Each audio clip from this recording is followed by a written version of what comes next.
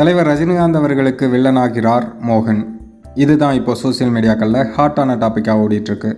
தலைவர் 171 வேலைகள்லாம் பரபரப்பாக நடந்துகிட்ருக்கு.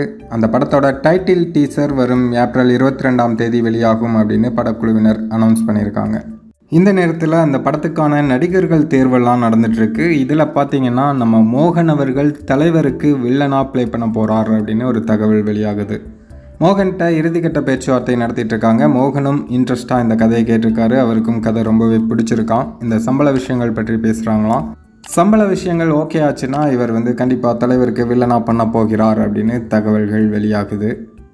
ஒரு காலகட்டத்தில் பார்த்தீங்கன்னா சினிமாவில் அந்த பீக் பீரியடில் மோகன் இருந்த சமயத்தில் தலைவர் படங்களும் அவர் படங்களும் கிட்டத்தட்ட 19 தடவை நேரடியாக மோதி இருக்கு. அப்படி தலைவர் ரஜினிகாந்த் அவர்களுக்கு பாக்ஸ் ஆஃபீஸில் வில்லனாக இருந்த மோகன் இப்போது தலைவரோட படத்திலேயே தலைவருக்கு நேரடி வில்லனாக மாறப்போகிறார் அப்படிங்கிறது தான் சோசியல் மீடியா முழுவதும் ஒரு ஹாட்டான டாப்பிக்காக போயிட்டுருக்கு. மொத்தத்தில் இந்த தலைவர் 171 படத்துக்கு ஒரு மிகப்பெரிய எதிர்பார்ப்பு இந்தியா முழுக்க இருக்குது. இன்னும் நிறைய முக்கியமான நடிகர்கள் நடிக்க போகிறாங்க அப்படின்னும் தகவல்கள்லாம் வெளியாயிட்டிருக்கு. அது அஃபிஷியலாக கன்ஃபார்ம் பண்ணி விரைவில் வெளியிடுவாங்க. ஸோ ஏப்ரல் 22ஆம் தேதி தலைவரோட 171 படத்தோட டைட்டில் டீசர் ரிலீஸ் ஆக போகுது. ஸோ அதுக்கும் தலைவரோட ரசிகர்கள் எல்லாம் வெறித்தனமாக வெயிட் பண்ணிகிட்ருக்காங்க.